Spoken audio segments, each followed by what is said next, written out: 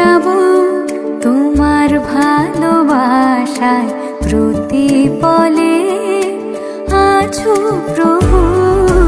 হারিয়ে যাব তোমার ভালোবাসায় প্রতিপলে আছো প্রভু।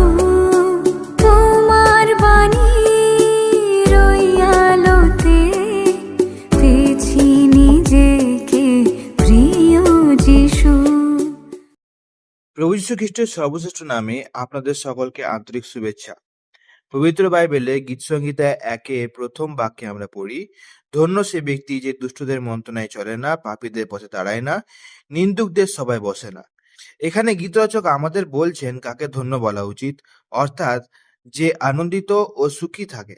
তিনি বলেন এমন মানুষ 3টি কাজ করে না। প্রথম কাজ হলো সে দুষ্টদের পরামর্শ ও উপদেশ অনুসারে চলে না। যখন আদম ও হবা এদেন উদ্যানে সুখে ও আনন্দে বাস করছিলেন, তখন এক দুষ্ট তাদের কুপরামর্শ দিল। তারা যখন তার কথা শুনল এবং সেই মতো কাজ করলো, সেই মুহূর্ত থেকেই তাদের জীবনে সুখ ও আনন্দ শেষ হয়ে গেল। তারা দুজনেই পাপে পড়ে গেল এবং পাপে পড়ার কারণে তারা ঈশ্বরের উপস্থিতি থেকে নিজেদের দূর সরিয়ে নিল। এই খারাপ পরামর্শদাতা আর কেউ নয়, সাপের রূপে শয়তান ছিল। আজও সেই একই শয়তান অনেক দুষ্ট মানুষের রূপে মানুষকে এমন পরামর্শ দেয় যাতে তারা আরো গভীরভাবে ডুবে যায় এবং ঈশ্বরের উপস্থিতি থেকে দূরে সরে যায়। পাপ মানুষকে সর্বনাশ অর্থাৎ চিরকালীন নরকের পথে নিয়ে যায়। এখন আমরা ভাবি, ধন্য মানুষ কার কথা মানে? সে ঈশ্বরের বাক্যের পরামর্শ শোনে। ঈশ্বরের বাক্য কি বলে?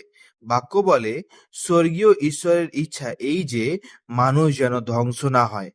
তাই প্রায় 2000 বছর আগে তিনি প্রভু যীশু খ্রিস্টকে মানুষের রূপে এই পৃথিবীতে পাঠালেন। প্রভু যীশু মানুষের পাপের বোঝা নিজের কাঁধে তুলে নিয়ে কালভারি নামক পাহাড়ে ক্রুশে নিজে প্রাণ দিলেন। তাকে এক কবরে কবর দেওয়া হলো এবং তৃতীয় দিনে তিনি পুনরুত্থিত হয়ে মৃত্যুর উপর জয়লাভ করলেন। যে কেউ মৃত্যুঞ্জয়ী প্রভু যীশু খ্রিস্টের উপর বিশ্বাস করে সে পাপ ও অনন্ত মৃত্যুর থেকে মুক্তি পায়। আপনিও কি দুষ্টদের পরামর্শ অনুসারে চলছেন?